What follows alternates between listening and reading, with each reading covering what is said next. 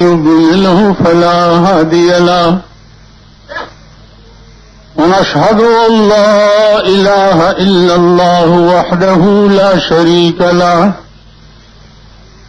ونشهد أن سيدنا ومولانا محمدا عبده ورسوله أرسله بالحق بشيرا ونذيرا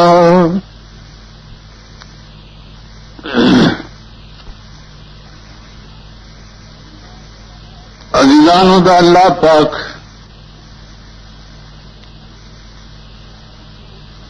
حیران کن مناظروں کے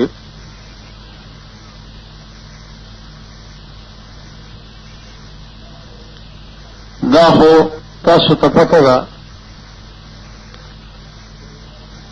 چې په دې کائنات کې هر شي ته چې ګوري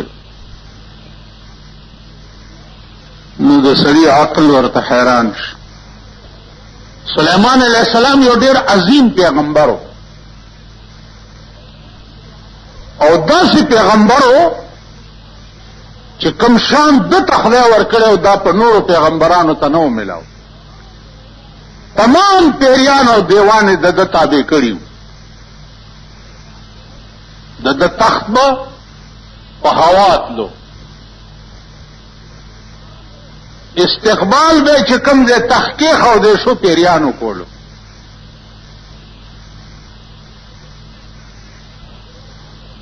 او د پاسه سوره بد څه شي څومره مارغان چې دي دا مارغان ټول د تابع وو. دا مارغان به پیداسي تخت د پاسه چتر روانو سوره به دوی جوړ کړي او تخت به په هوا روان. دا د شان یو ورځې د یو مارغه ځای خالی و چې هغې مارغه ته هدهد وایي. مونږ ورته پښتو کې مولا چرګک وایو. په دې سر یې داسې سړی غوندې د دې هدهد ځای خالی و چې تخت یې کېښو. هدهد مارغې راوغوښتو چې ته چرته غیب وې. د دې سړی نه ونیو او داسې دیچکه یې ورکړه. مارغه ورته څه وایي چې او سلیمانه دا هغې ورځې نه ویرېږه چې تا غوندې ډېر پیغمبران به هم په هغه ورځ ورته پیش وي لکه زه چې نن تا ته پیش ما زه دې د ویښتو نه نیولې یم زړه دې راته وران کړو. یو داسې ورځ به راشي چې ته به م خدای ته پیشې. سلیمان علیه السلام زر پرېښود او د هدهد مارغه نه یې معافي وغوښته چې ما معاف کا. په ډېرې عاجزۍ ورته بیا وایي چې چرته تللی ورته او سلیمانه د یو داسې ښار خبر مې درته راوړی دی چې ته ترې خبر نه یې. تا ته پته نشته کوم ځای وی شهر سبا نه رالم دغه ښار بادشاه چې ده نو هغه ښځه ده بلقیس نامه یې ده. عظیم تخت لري قرآن کې راځي ولها عرش عظیم. په یو عظیم تخت ناست دی. د هغې لاندې 12 جرنیلان دي او د هر جرنیل لاندې 1,00,000 جنگي فوج ده.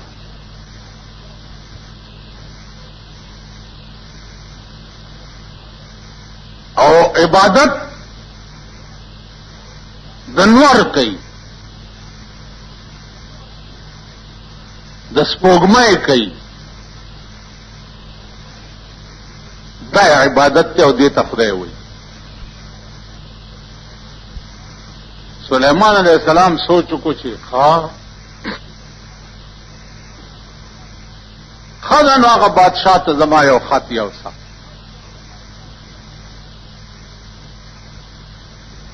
خط ورته لیکي او ورته څه الفاظ لیکي کہ انہو من سلیمان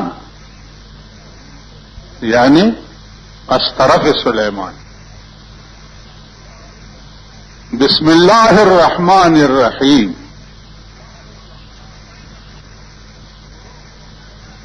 شروع کوم په نامه د خدای چې هغه بخون کې او مهربان دی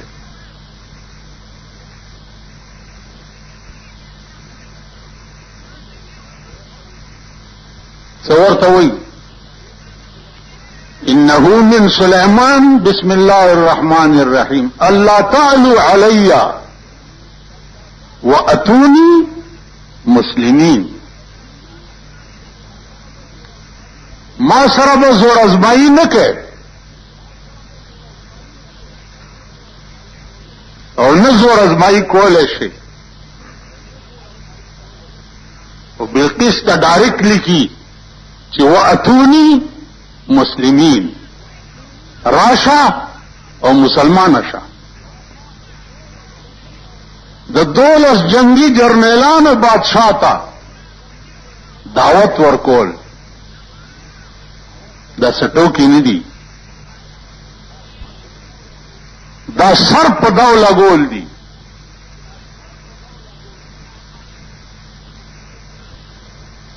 پر سړی دا کار چرته کولی شي چې د خدای هدایت نه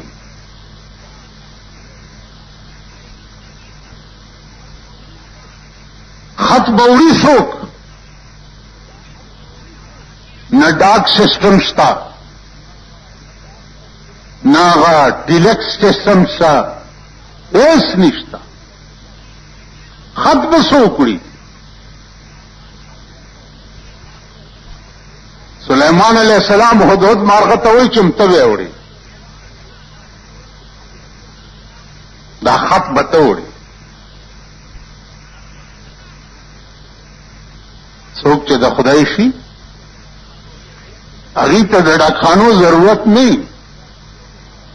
د هغې ډاګیتوب مارغان کوي دا خط یې ولیکلو هدهد مارغه ته یې په غاړه کې واچولو اول وت شهر سبا ته چې لاړو کمرې بند وې دا دننه په تخت پرته وه اوده وه پاس نه په روشندان کې دا مارغه ورننوتو او دا خط یې یوړو په سینه یې ورته غلی غوندې کېښو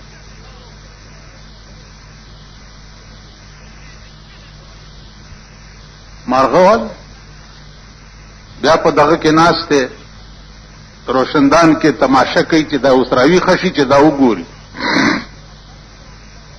دا چې راپاسېده او چې دا خط یې وکتو هدهد لاړو چې اوس کار وشو فوراً یې خپله کابینه راوغوښته جرنیلان چې دا خط راغلی دی د سلیمان علیه السلام د طرف نه څنګه چلو کو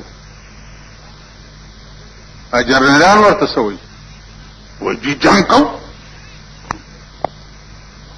هغې ویل نه جنګ نه کو دا چې د چا خط راغلی دی د باندې تجربه کو تحفه ورلیږو ډالۍ که بادشاهی نو په تحفې او ډالۍ به چپ شي بس غلی به شي او که پیغمبري نو دې د اسلام نه به نه راضي کېږي ویلې ټیک تحفې او ډالۍ بلقیس ورولېږلې سلیمان علیه السلام ته سلیمان علیه السلام ته چې ډالۍ ورغې ټولې واپس کړې ورته وایه چې ما د څه شي دعوت درکړی دی هغه به قبلی کیني پرېږدم دی نه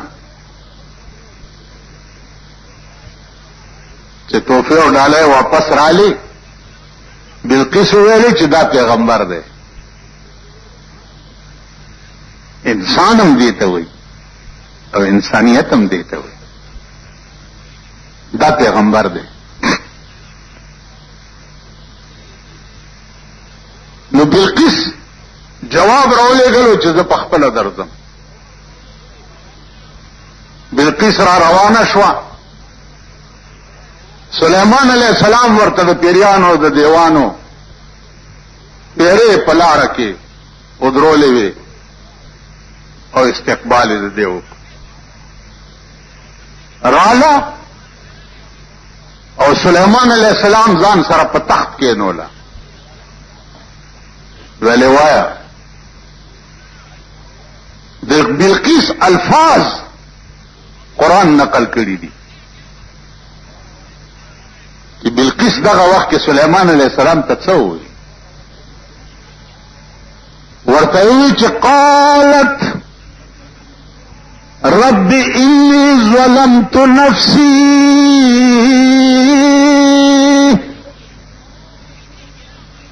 قالت رب انی ظلمت نفسی واسلمت مع سلیمان للہ رب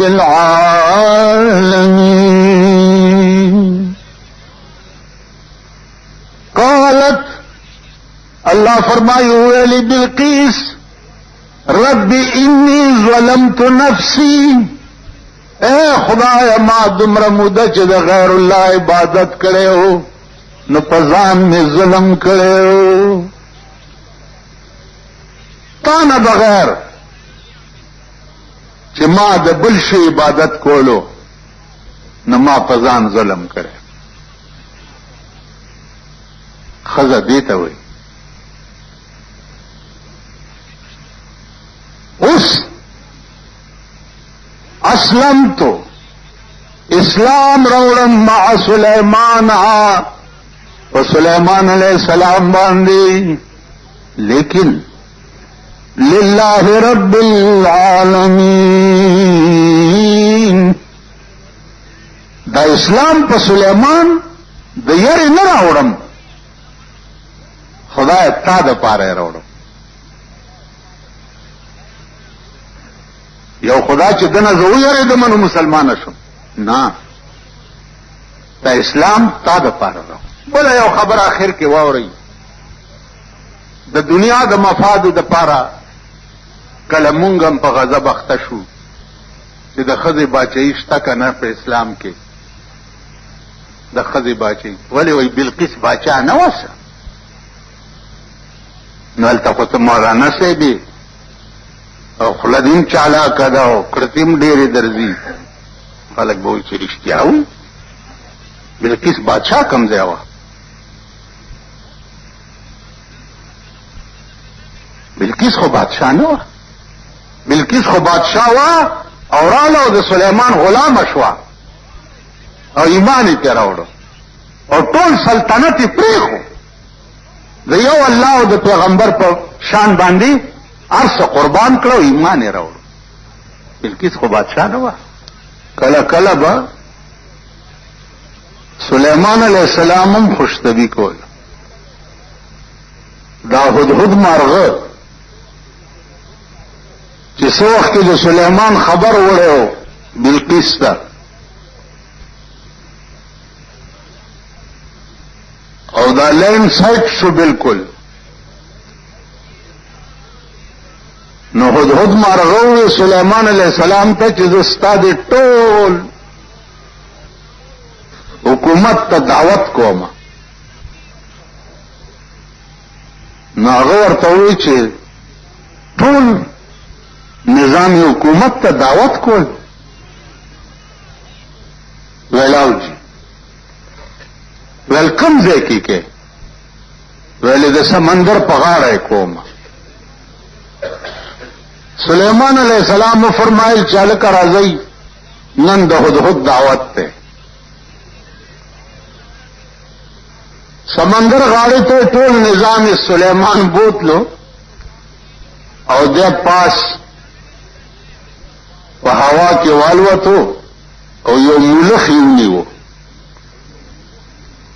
ملخ پیژنئ؟ ملخ یې ونیو او هغه د سمندر ته راوغورځولو. کلیجی دا ملخ غوښه ده او دا سمندر چلی دا خوروا ده. نو دې قوم ته دې ووایه چې که چاته تیکه ونه رسي نو دا خوروا اوس کوي.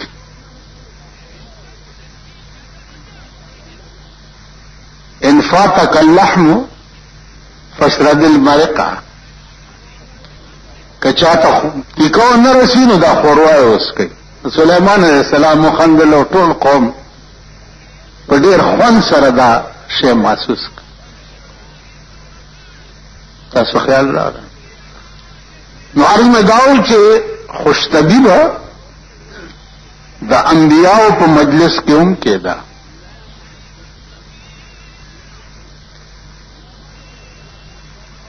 سلیمان علیہ الصلوۃ والسلام دا وایي چې ملخ حلال دی. دا یاد لرئ چې دوه سیزونه بغیر د حلالولو نه حلال دي. یو مهه او یو ملخ. دې ته د حلالولو ضرورت نشته. مهه چې اوبو نه راوباسي څوک یې حلالوي نه، خو بس چې ساتي وځي هغه حلال دی، خوراک جایز. دغسې ملخ هم اوس دا ولي بیا حلالولو دواړه جایز دي؟ نو دا بیا چانه پوښتنه وکړي. دا ونې دي. اوس تاسو په دې څه پوهېږئ چې دا ونې چې دي د موسم په وخت کې په دې ونو کې هم ښځه او نر شته. په دې ونو کې په دې کاڼو او بوټو کې هم ښځه او نر شته. څنګه چې د روح والاو اشیاء کې ښځه او نر وي او د هغې منځ کې رابطه او تعلق وي، داسې د جماداتو په منځ کې ښځه او نر وي. ما ته وګورئ، دا ونې دي. ونې که تاسو خیال وکړئ چې موسم راشي او د ونو د بهار موسم راشي نو سیلای راشي، نو د سړي ماده چې ده د نر بوټي ماده چې ده هغه د هوا اوچته کی او د ښځې بوټي څانګو له یوځي. تاسو خیال راغی هوا د نر بوټي ماده اوچته کی او د ښځې بوټي څانګې له یوځي. نو ښځه بوټه چې ده د هغې مادې په وجه هغه بلار بشي. چې هغه بلار بشي نو بیوی ونیسي او پاڼې ونیسي او کولاوېدل شروع شي. دغسې جنسي تعلقات چې دی په دې کاڼو کې دا هوا لکه تاسو خیال وکړئ قرآن کې راځي د سلیمان علیه السلام تخت په لاره روانه، نو د میګو کې خپل حکومت ته میګو کې، نو د میګو بادشاہ چې دی هغې حکم وکړو چې ټول میګي سورو ته ننوځئ. د سلیمان تخت روان دی. لا يحتمنکم سلیمان و جنوده، اسې نه چې د هغه فوج تاسو پایمال نه کي چرته. نو هوا دا خبره د میګو د بادشاہ اوچته کړه او یو وړاو د سلیمان علیه السلام په دې غوږ کې وکړه چې د میګو بادشاہ دا حکم وکړو میګو ته. سلیمان علیه السلام حکم وکړو چې دا تخت کېږدئ. تخت کېښود، د میګو بادشاہ یې راوغوښتو، ویل زه درته ظالم ښکارم چې تا دا حکم خپل فوج ته وکړو. اوس د میګو بادشاہ و که نه، که د میګي بادشاہ هم نو عقل ته یې وګوره. ورته وایي چې صاحب ما دې دپاره حکم نه دی کړی چې سلیمان تاسو پایمال نه کړي، ما د دې وجه حکم کړی چې د سلیمان تخت روان دی، اسې نه چې او زما قومه تاسو د تخت په تماشه شئ چېرته د خدای د ذکر نه غافل نه شئ.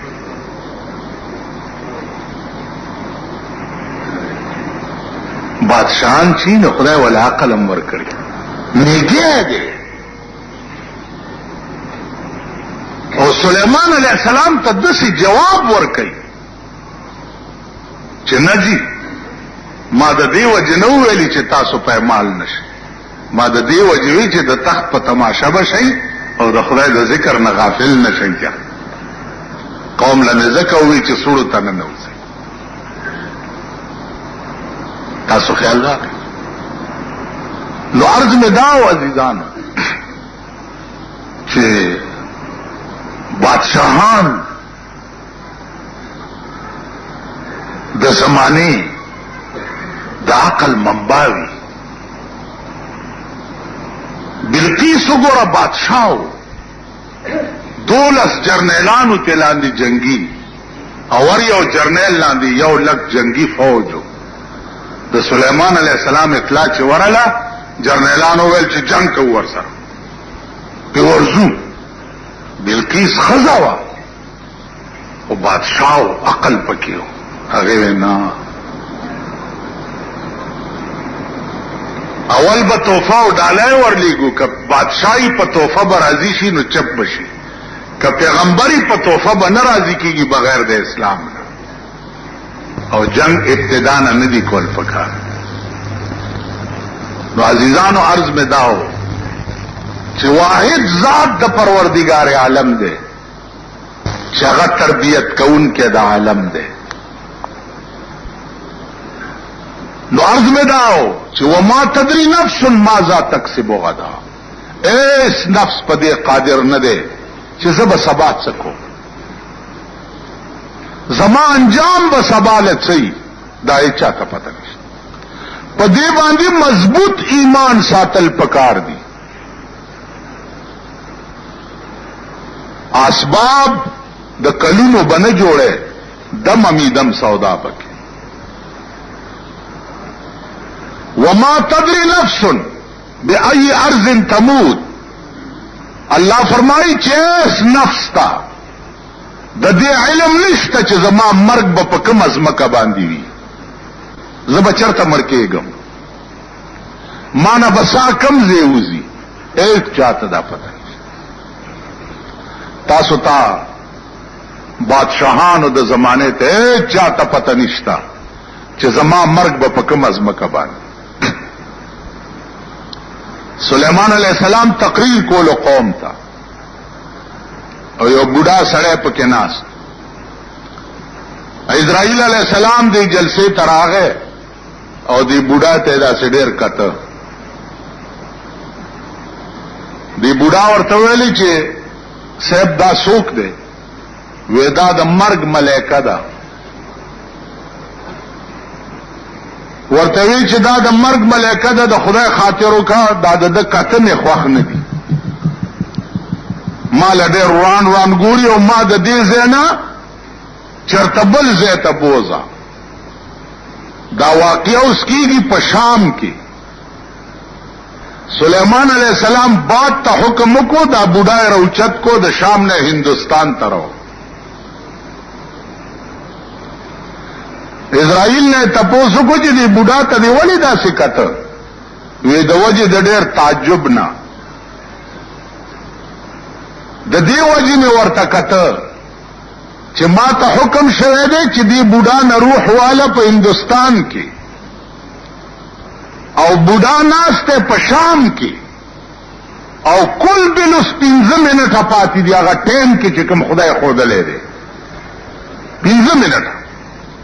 نو تعجب میں کولو چې پروردگارا په 15 منټه کې به دا بوډا څنګه هندوستان ته رسې؟ خوای سلیمانا د خدای وعده رښتیا دي. ورپسې لاړ شو او د هندوستان په ځمکه د بوډا نه ساقه بس کړه. نو وما تدری نفس بأي ارض تموت. ایس نفس ته دا علم نشتا چې زما مرګ به په کومه ځمکه باندې.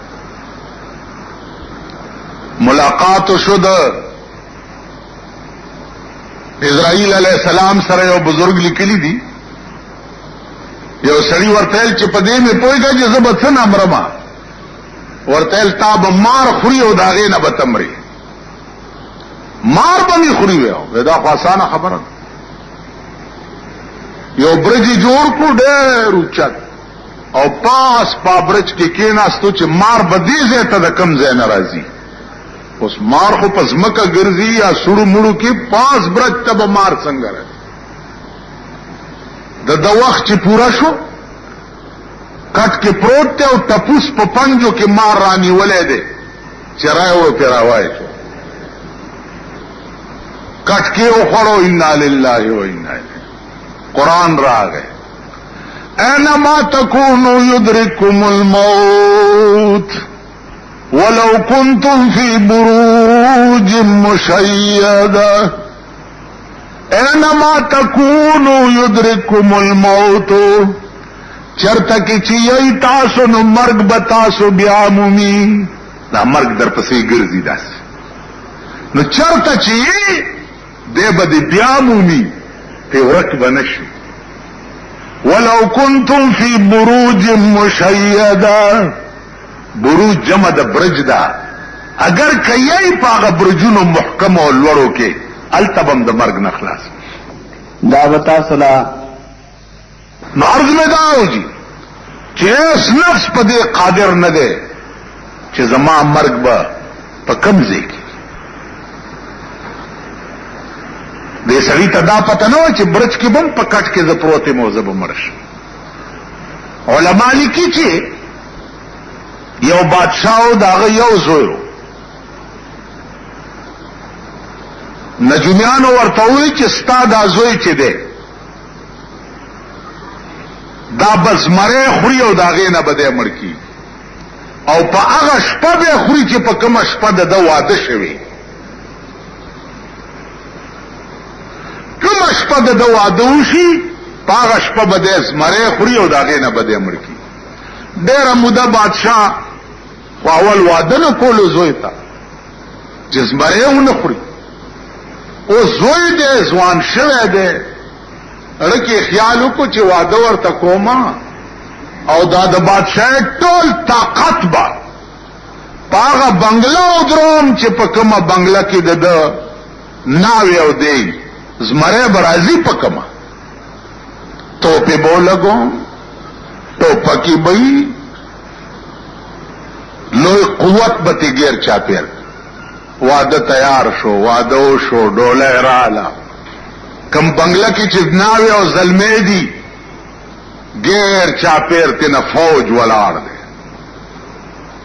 او سمر ایمونیشن چه دے اگر ټول د دې بنگلے نا گیر چاپیری خیده او سڑی ورتناست چیز مرے برازی پکما داناوی دی ظلمی تا وی چه اس یو دالوا پلیٹ را گئے ناوی او ظلمی تا چه ناوی ورتوی چې داس ټول طاقت د بنگلې نه غیر چاپیر وی چې دا می پلار ته نجومیانو ویلیو چې په کوم شپه ستاد زوی واده وشي نو زمره به خوري او داغه نه بده مړکی نو پلار می داغه حفاظت د پاره دا ټول فوج غیر چاپیر درولې چې زمره رانش نو دا ناوی ورتوی چې ما د زمره ډولې دلې نه لې د محمد پسې منډه هوا علماء وائی چې داغه انتها د استغراق فی الله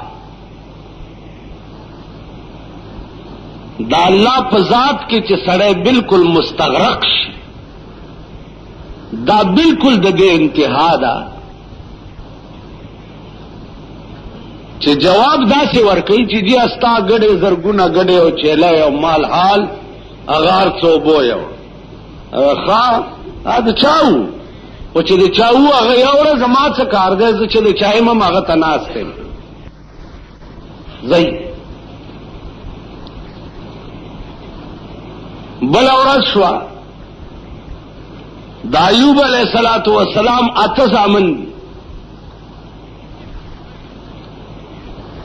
او په اتو وارو زامنو کوټه راو غورځیدا او اتو واړه تلان دي شو مړ شو بیا راغی چې ایوبا کوټه را پریوتې ده او اته واړه زامن دې تلان دي.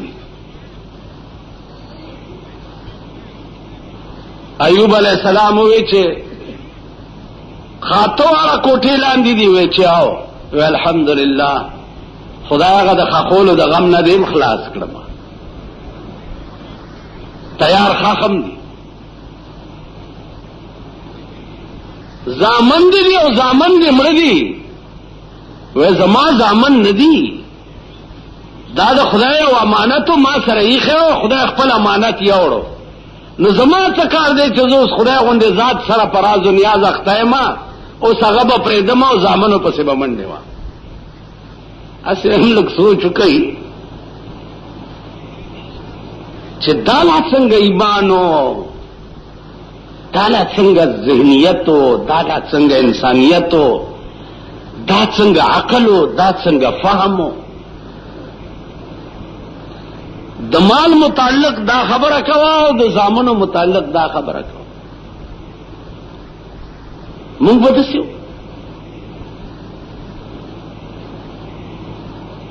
قرآن ته به ولاړې د شپې حافظ پسې او اواز به وشي چاله زوی دی چا په لخته ووالو وینې یې کو که د قرآن په ځای پرې نه کړو ورپسې منډې یې نه کړې. مونږ به داسې هسې وایم چې دې خلکو ته مونږ ګورو. زه خو حیران یم چې مونږ بني ادم هم یو یا مونږ کې د انسانیت بوی هم شته. خدای قسم که انسانان هم دغه و که بني ادم هم دغه و او که د الله مقبول بندگان هم دغه و. دې نه زیات لوی امتحان او لوی ابتلا عزیزانو بل څه کېدی شي چې د زامنو غوندې او اته زامن او اته واړه کوټه پرې راوغورځېده او تلان دي شي. او شیطان ته وایي چې ځا خپل کار کوه.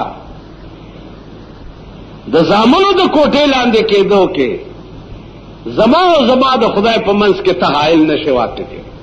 ستا څه خیال دی چې د زامنو کوټې لاندې کېده به ما د خدای نه غافل کی یا خدای سره به زما رابطه او تعلق چې دی هغه کټ کی؟ دا نشي. عزیزانو بیا شیطان لعین خدای ته ووی چې یا الله دا ایوب علیہ السلام چې دا شپه ورځ تا په ذکر و فکر کې مستغرق دی، دا په سټه جوړ دی، بدن یې جوړ دی، نو د دې یره ستا عبادت کوي چې اسې نه چې په بدن می بیمار نه کی. ایوب علیہ السلام بیمار شو او داسی بیمار شو چې 18 کاله بیمار، 18 کاله. بعض واعظانو نبا تاسو اوریدلی چې ایوب علیہ السلام داسی بیمارو چې بدن کې چینجی شوی. خو عزیزانو دا یاد لرئ پیغمبر الله په داسې مرض نه بیماری چې خلق ته نفرت شي او هغه سبب د نفرت د خلقو وګرځي.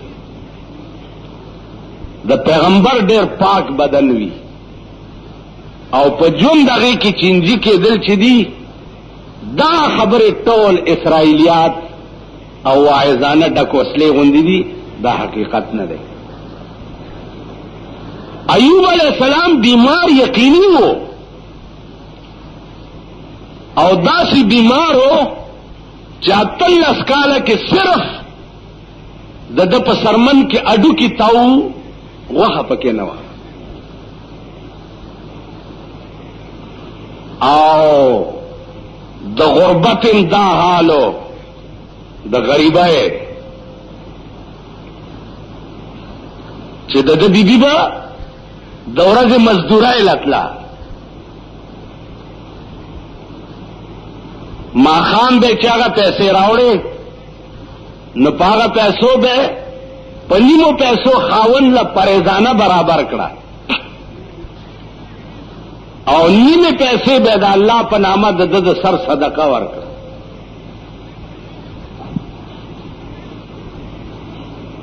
خزر مزدوری کا ولا نیمے پیسوں بے دد پریزانہ برابر کڑا اور نیمے بے د خدای پنامہ دد سر صدقہ ورک.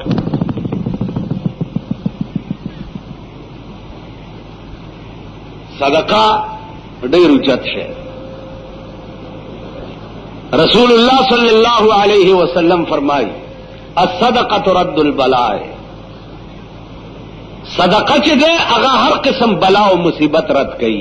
حدیث کے راضی کہ بلا و مصیبت دا آسمان ناراضی اور صدقہ دا لاندے نورشی نو پاس پاسمان کی جگہ رہی اگا آفت چکم پتارا نازل دا اللہ دے دا صدقے پا برکت دا دے دا بچو سکت. عزیزانو دا صدقے بیا دیر اقسام دی ډېر قسمونه دي. علماء لیکي چې شیطان لعین خدای پاک ته وایي چې یا الله دا ایوب چې ستا عبادت کوي نو دې په سټه جوړ دی کله دا بدن جوړ نه وي د دې یې ستا عبادت کوي چې زما دې بدن کې خدای پاک څخه نقص وانه چي نو مرض پرار ہے بیماری پہ رالو اتلس کال بیمارو خدا ته یو سوال کړو چې یا الله ټول بدن میں سچ دې خو خدا ور سره وکا خو یا الله زړه او جبه ته مې سموایا چې زړه مې ستا کور یو په جبه تا یادو نزړه او جبه ته مې سموایا او نور ټول بدن سره مې چې څکه ستا خو تمام بدن داسې ویلی شو چې هغه پښتو کې ورته د کټ نه چاڼ وایي. د عبادت دا عالمو چې جوړو نو نیمه شپې پورې به عبادت کولو نیمه شپه قدر به خوبم کول او چې بیمار شو نو بیا به ټوله شپه د خدای په ذکر کې اخته و ټوله شپه دنیا ته وښوده او خدای تم په دې پوهې چې مرض داوم د خدای د طرفه تکلیف داوم د خدای د طرفه نو چې هر کله خدای زه محبوب ګڼم نو د محبوب د طرفه ارڅ چې وی بیا به زه دا وایم چې هر کې ازیار میرا صد نیکوست خدای چې ستا د لاسه دي دا ارڅ نیک رحمان بابا وایي کنه چې ستا د لاسه واړه مال را نافي دي ستا د لاسه واړه مال را نافي دي کم زہر وی پا زخم کا ملہم وی او چستا دلا سی کہ پا بدن میں او پا زخم را تا زہرم لگے نو زبدام نافع گنم ستا دلا سوار مال را نافی دی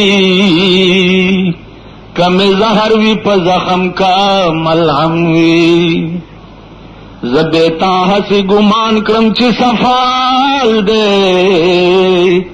کنسکور میں پجن لبانو جام د جموی رحمان ستا پا مخمیل دے خدا خبر دے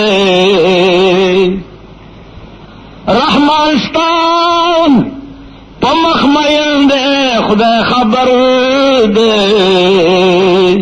کپدی کی بہی چرے زیات و کم ہوئی عرض داو چھ تکلیفات ٹول من جانب اللہ وی نو ته به د تکلیف په وخت کې وایې چې الحمدلله. او داسې به نه وی چې د یو ویښته د ځان د پاسه کوږ شي،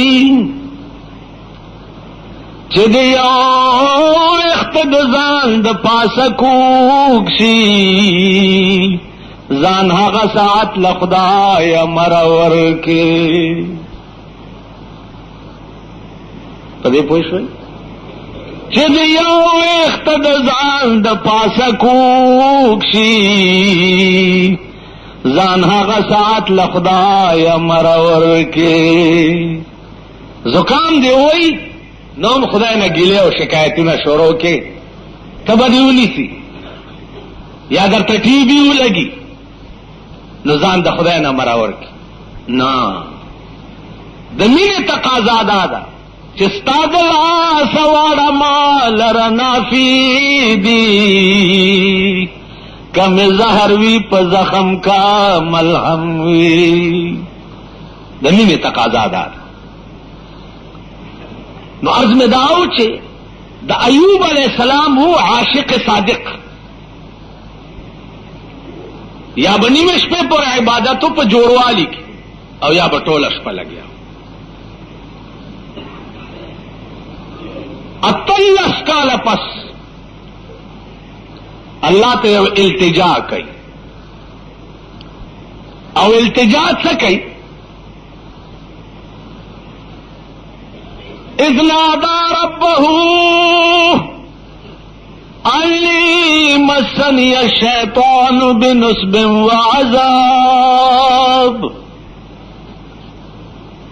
اللہ ته التجا گئی چه پروردگار شیطان مالا دیر تکلیف را رسی. شیطان راتا وسوسه اچي، قسمه قسم ایزاگان را رسی، او تکلیفونه خو ورته رسولي خدای پاک، لیکن خدای ته د تکلیف نسبت چې ده دا د ایوب علیہ السلام ضمیر نه گواره کولو چې زه به معشوقې ته څنګه وایم چې ستا د لاسه ماته تکلیف را رسي. نو دا به څوک یا دا مونږه کولی شو؟ دا مولیان یا میاګان یا پیران زوی دې نه جوړه دی ملا صاحب او دې زوی مې نه جوړه دا ولې بس خدای کار دی. نو خدای رانی ولیونو داسې وایي که نه؟ بزرگ جمیل صاحب زوی دې نه جوړه دی بس خدای رانی ولیو توبه مې دي خو څه به ووایي داسې وایي که نه؟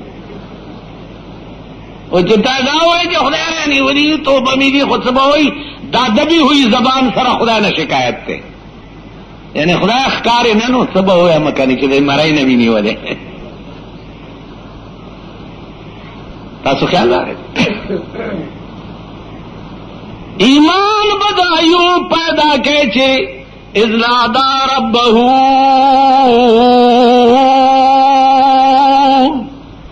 انی مسنی الشیطان بنصب وعذاب. اے اللہ شیطان ما ته ایزار را رسئی، شیطان ما ته تکلیف را رسئی، عذاب را رسئی. خدای ته ونه چې الله دا تارا سره کوي، شیطان کوي. دا الله کرمم په جوش کې راځي او جبرائیل علیہ السلام ته وایي چې ورشه. او دا بیماری 18 کاله وه عجیب و غریب. ښځه به مزدوري کوله، مازیګر به چا د مزدورۍ پیسې راوړې نو په نیمو پیسو به ده ته پریزانه جوړه کړه او هغه نیمې پیسې به د ده د سر صدقه د خدای په نامه ورکړې. یو ورځ په څه خبره ته خفه شو، دا به تاسو له نو قسم یې ورته وخوړو چې زه جوړ شم نو 100 درې به دې وهم. عزیزان دا د ښځې عالم و او دا د ده عالم و. ښځه مزدوري او دله پریزانه جوړوه او د ده ژبه او زړه چې دی د خدای نه بغیر بل چا سره رابطه مه جوړوه. چا پلار به د چې دا دعا وکړه چې الله شیطان ما ته ایذا را رسوي، نو الله جبريل علیہ السلام ته فرمایل چې ورشه روچته کا او ورته وایا چې خپه ځمکه وه بیا ګوره چې زه څه کوم. جبرائیل علیہ السلام راغی او دته وی چې اوچت شه. اوچته دې چرته شو، جبرائیل را اوچت کړو چې دا سه روان کو الخپاو واپس مکه چې خپاو والا نو د خپل لاندې یو بهترینه چینه را ووته. چې چینه را ووته الله وی جبرائیل علیہ السلام ته چې په دې چینه اوبو کې دله غوپه ورکا، دې په اوبو کې ورډوب کو، چې ډوبې کو راوي وستو. علماء لیکي چې ایوب علیہ السلام داسې وو چې تا به وی چې دا خو په ټول عمر کې چېرې بیمار شوی نه دی، ادا 13 کالو بیمار. ټیک ټاک شو، ناستے جبریل هم ناستے ہو، دیم ناستے ہو، خبریں کئی خزے مزدورائے تتلیوا ورالا چرالا نو اوتر گوری چا مریض تشو. جبرائیل علیہ السلام ورطاو فرمائل چی بی بی سگو رے وی دے کٹ کے زمان بیمار پروتو اخو دا گرزے دوم نو چاہتا لارو. اس ادبی غریبی ته څه پته ده چې بیمار باندې جوړ شوی دی او ناست دی. جبريل علیہ السلام ورته فرمایل چې او بیبي کستاو داغه بیمار سترګې په خپلو کې مخامخ شونه یو بل بو پیژنئ. ایوب علیہ السلام سر راوچت کو چې بیبي ورته داسې وکړه، فوراً په سجده پریوته او د خدای لاک لاک شکریه ادا کړه چې الله دا 13 کالو بیمار د سترګو پراب کې خدای تا ما ته بیا ایوب. عزیزانو ایوب علیہ السلام صبر وکړو او دا الله نه شکوا او شکایت نکو او په هر وخت کې الحمدلله وې. دا یو ټکی یاد لرئ چې څومره لوی نه لوی مصیبت او تکلیف در باندې راشي نو انا لله و انا الیه راجعون وایا او دا وایا چې خدای الحمدلله دا ستاسو طرف دی زه پر راضي. رضا علی القضاء دا ایمان، رضا علی القضاء. الله چې تا د پاره څه شی مقدر کړی دی او ستا په حق کې خدای څه فیصله کړې ده په دې راضي کېدل دا ایمان. او د دین شکایت کول دا د بېایمانۍ او د بېدینۍ علامت. پلار دې مړ شو الحمدلله، زوی دې مړ شو الحمدلله، ښځه دې مړه شو الحمدلله، لور دې مړه شو الحمدلله، ستا ځن کدن شو الحمدلله. تاسو پوه شئ د هغې وجه دا ده چې لوی مخلوق په تمام کائنات کې پیغمبران علیهم الصلاۃ والسلام او اشد بلاء الاقرب فالاقرب لو امتحانات شو په دې خلق. نو 13 کاله بعد په یو منټ کې دې جوړ شو او د دې جوړوالي بعد هغه ګډي او چیلې چې څومره اوبه وړې وي د هغې نه یو په لس زیاتې الله پاک ولا نورې ورکړې. هغه 8 واړه زامنې چې د کوټې لاندې شوي او مړه نو الله هغه 8 واړه زامن مړه ورته بیا را ژوندي کړه او ورته وفرمایل چې ایوبه یو امتحانو زما د طرف نه ته پکې کامیاب شو. نو زما عزیزانو د الله د طرف نه امتحان باندې چې سړی راضي شي او شکر وباسي نو الله پاک دومره انعامات او مهرباني پیو کی چې دا غ انعامات او مهربانو بیا به شکریا نشي ادا. دا د قران کریم د هغه آیات تفسیرو چې واذکر عبدنا ایوب اذ نادى ربه انی مسنی الشیطان بنصب وعذاب ارکض برجلک هذا مغتسل بارد وشراب. عزیزانو الله پاک دې په موږ امتحان کوي نه، ځکه چې موږ خو طبعي طور کمزوري یو، موږ داغه امتحان تاب نه لرو. کراغه را باندې نو بیا دا دعا کوي چې خدای اوسم ثابت قدم لري ورته چې شکوا او شکایت نشي. دا الله پاک د امتحان په وخت کې خدای نه ګیله ونشي. دا د مسلمان هغه فرض منصبی دی چې کم دته 24 غنټه خیال لاندې ساتل پکار. پاتې شو دا خبره چې مونږه عزیزانو کتا سو خیالو کوي په پاکستان کې هو قدم بیرته امتحان د خزو متعلق مونږ په امتحان کې خدای ویلي دي چې خزا داسې ساته او خزا وایي چې نه زده سے نه ساتلی کېږم داسې ساتلی کې. خدای وایي نور داسې ساته، مونږ وایو چې نه داسې نه داسې ساته، زوی داسې ساته، ځان داسې ساته. د ښځې او د بچو متعلق مونږ په امتحان کې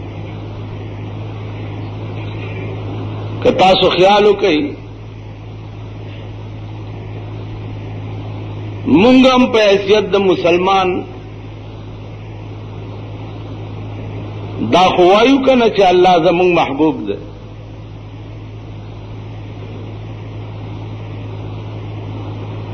نو مونږ باندې چې هر قسم تکلیف راشي نو دا که تاسو خیال وکئ بل چا نه یې راوستی سوا د الله نه. که مړی راکې وشیم الله مړ کړی، که بیماری راته ولګیم الله راوستی، که اکسیډنټ وشیم الله راوستی. دا ټول مقدرات دي.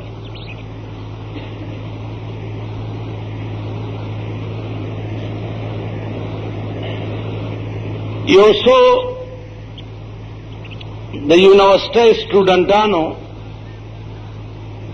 ابله جمعه مانا یو تپوس کړو، نو ما ورته وی چې دا جمعې په ورځ ما ته یاد کړئ. نو بیا بیا زه وایم کېدای شي چې دا اشتباه ډېرو خلقو ته یې داسې.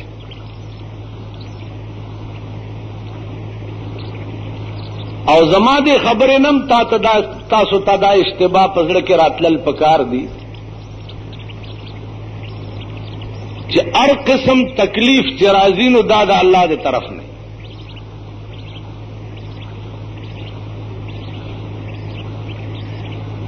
کته چا مړم کړي نو دام په الله مړ کړي، نو چار کله الله په مړ کړي نو بیا دا ستا قاتل به خدای پاک رانی سی ولې او ټول عمر به په دوزخ کې ولې اچي. دا سوالم دماغ کې راغی. ګرمي شو اوس دې ټیم کې سړی ته خوب هم راځي لګي. چار کله معامله ټوله د خدای ده، نو کزه چا مړ کړم نو دا وجلم په خدای ما، نو چار کله خدای په مړ کړم نو بیا به دا قاتل نیسی ولی او په جهنم کې به ولی اچي. عزیزانو دې مقام کې لږ غونډه بحث د علماء متکلمینو دې کې څه لږ اختلاف. د بعض علماء دا مذهب دی چې انسان مجبور محض دی چې څه کوي نو دا په خدای کوي.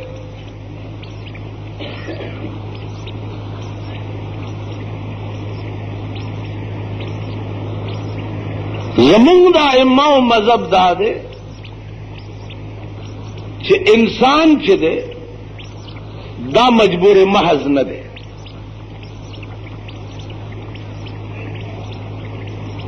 انسان ته الله پاک د یو شی اختیار ورکړي. هغه شی دا دی چې د زړه اراده او د زړه قصد دی. د زړه د اراده او د زړه د قصد اختیار چې دی هغه الله انسان ته ورکړي.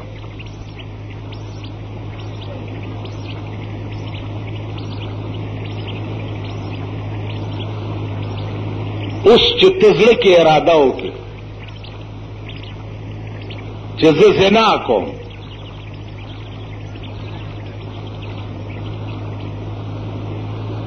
او بیا لاړ شي زنا وکړي، نو تا به الله پاک نیسي په دې یو ټکي چې تا په زړه کې اراده د زنا وکړه. ولې؟ بجای د زنا د اراده تا اراده د یو نیک کارم کولی شو. نو چې تا اراده د زنا وکړه نو په دې به مؤاخذه کیږي. اوس مخکې روانېدل التتلل بدفعلی کول دې سره بیا مشیت د پروردگار عالم متعلق شي.